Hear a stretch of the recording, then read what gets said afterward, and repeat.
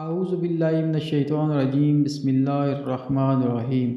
گاہک نے دکان میں داخل ہو کر دکاندار سے پوچھا، کیلوں کا کیا بھاؤ لگایا ہے؟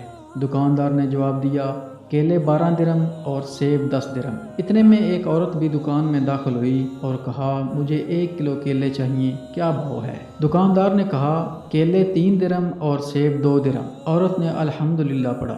دکان میں پہلے سے موجود گاہک نے کھا جانے والی غضبناک نظروں سے دکاندار کو دیکھا۔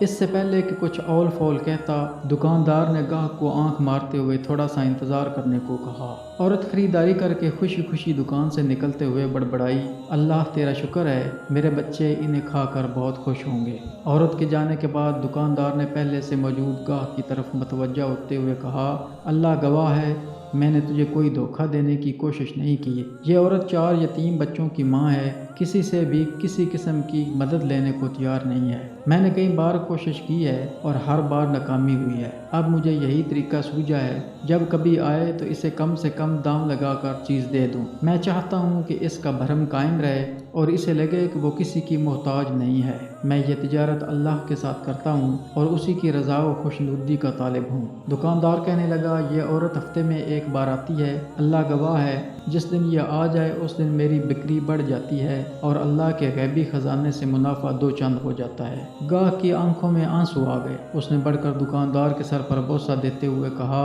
باخدا لوگوں کی ضرورتوں کو پورا کرنے میں جو لذت ملتی ہے اسے وہی جان سکتا ہے جس نے آزمایا۔